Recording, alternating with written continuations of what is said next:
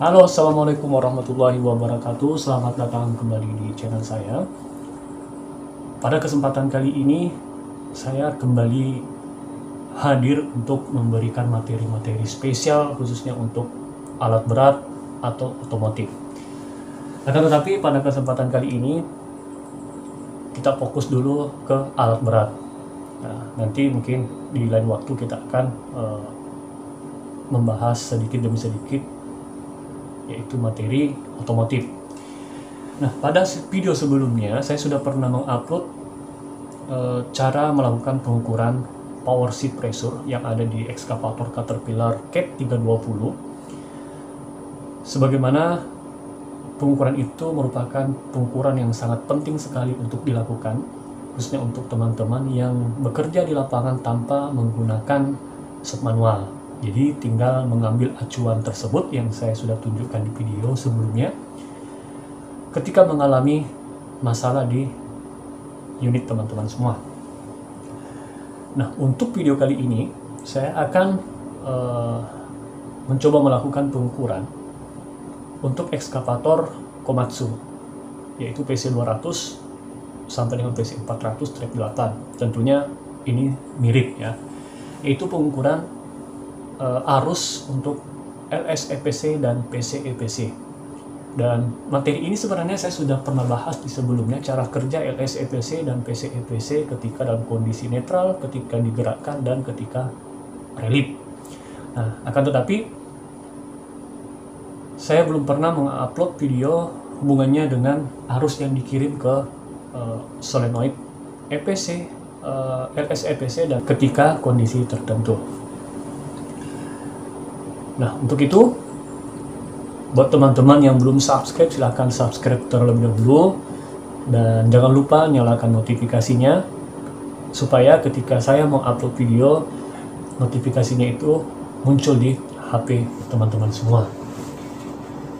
Nah, kemudian teman-teman yang ingin berlangganan dengan saya, atau ingin sharing terbuka dengan saya melalui WhatsApp, silahkan klik tombol gabung yang ada di samping kanan daripada tombol subscribe. Baik, ikuti terus video ini.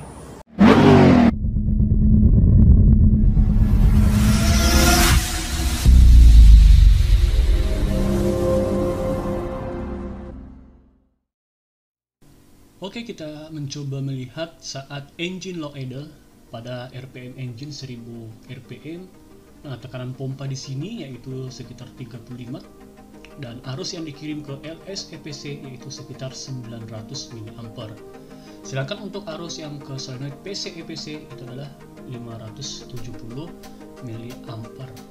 Nah, pada kondisi netral dan engine running, tentunya yang bekerja adalah LS-EPC agar supaya dia meminimumkan seluruh pompa dibantu dengan tekanan pompa. Dan saat netral tentunya pressure LS itu belum ada dari kontrol valve. Oke, sekarang kita lihat ketika dalam kondisi high idle dan auto dieselnya dalam kondisi aktif. Di sini pada RPM 1200 ya, tekanan pompa masih 39 dan ini masih kondisi netral. Cuma perbedaannya sebenarnya sih hampir sama aja dengan pertama tadi. Nah, kita bisa lihat di sini ketika dalam kondisi auto dieselnya itu dimatikan. Nah, ini nih RPM-nya langsung naik di angka 1800 RPM ketika masih dalam kondisi netral. Kan kita lihat tekanan pompa di sini masih 43, unload valve yang bekerja. Nah, dengan kondisi seperti ini, arus yang dikirim ke PC-EPC yaitu sekitar 500 mA dan yang ke LS-EPC sekitar 900 mA. Artinya ini kondisi sudut pompa masih dalam kondisi minimum. Nah, bagaimana ketika auto dieselnya dia menyala?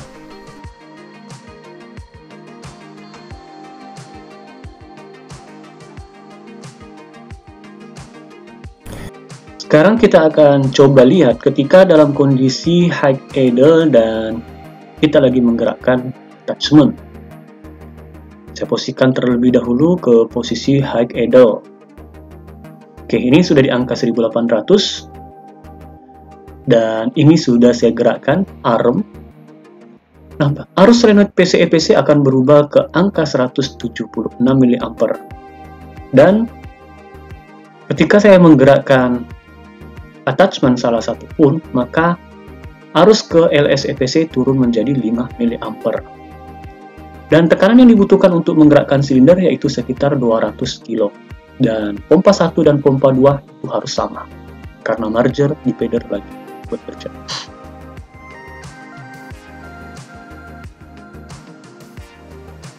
Nah, ini ketika boom saya gerakkan.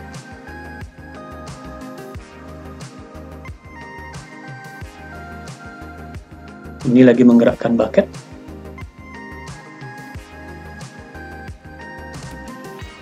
Nah, kita akan lihat ketika dalam kondisi relief, di mana tekanan relief itu sekitar 350 kg. Kita coba lihat ketika dalam kondisi relief. Nah, tekanan pompa hanya tercapai sampai di angka 300 kg. Dan arus ke PC-EPC yaitu hampir 400 mA, dan pastinya untuk LS-EPC hanya terjaga di 5 mA. Itu ketika dalam kondisi attachment relief.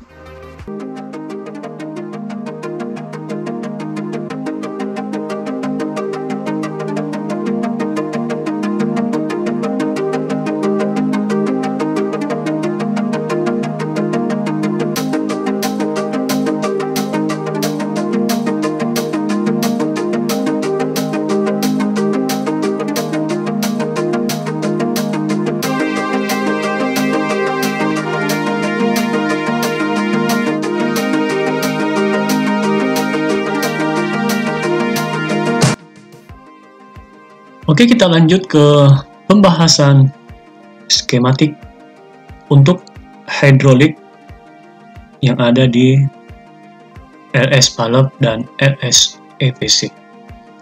Nah, tadi kita sudah membahas di video awal tadi, yaitu arus yang dikirim ke LS EPC, di mana adalah LS EPC di sini yang di atas sini, dan arusnya dikirimkan dari controller. Saat kondisi engine running dan attachment netral, maka LS EPC atau arus yang dikirim ke LS EPC itu sangat tinggi. Oke, dalam kondisi netral. Nah, kita lihat di sini ya.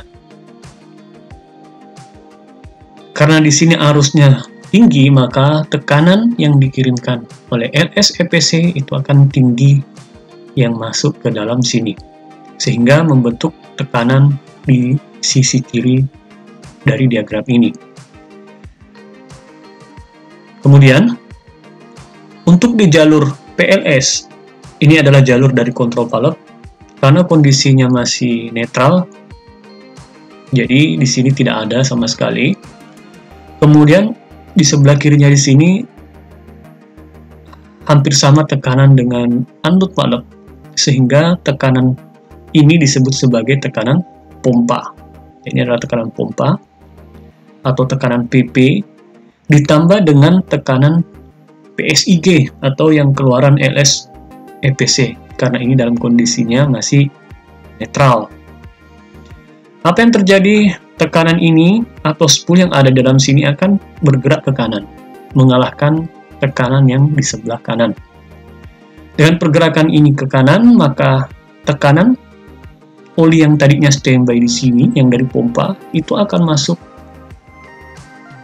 ke bagian sisi kiri untuk servo piston. Nah, sehingga tekanan pada sisi kiri dan sisi kanan ini adalah sama. Akan tetapi luas penampang yang membedakan, sehingga pergerakan servo piston itu bergerak ke kanan dan menjadikan sudut ke posisi minimum.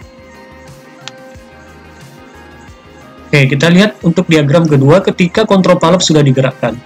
Tadi saya sudah cek di videonya ketika digerakkan berarti arus yang ke LS-EPC ini sangat kecil, bahkan hanya 5 mA.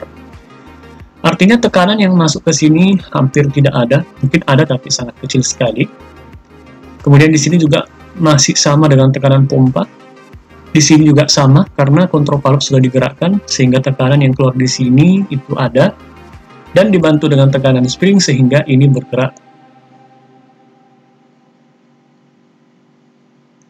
Ketika ini bergerak ke kiri maka dia akan surutnya menjadi maksimum.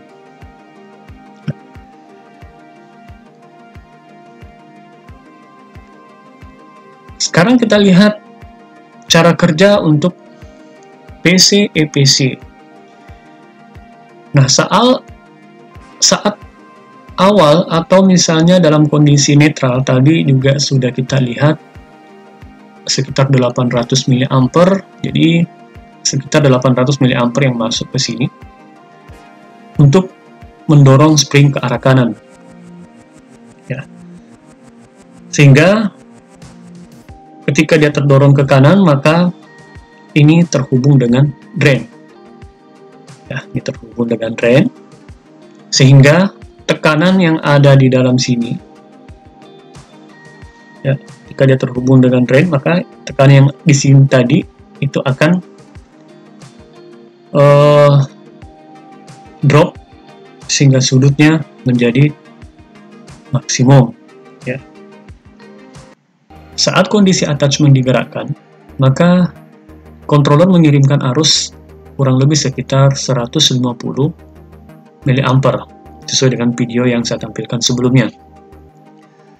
Artinya posisinya itu berpindah dari posisi bagi gambar atas ke posisi gambar yang bawah. Dimana ini tadi posisinya ketika dia netral, posisinya seperti ini untuk PC-EPC-nya.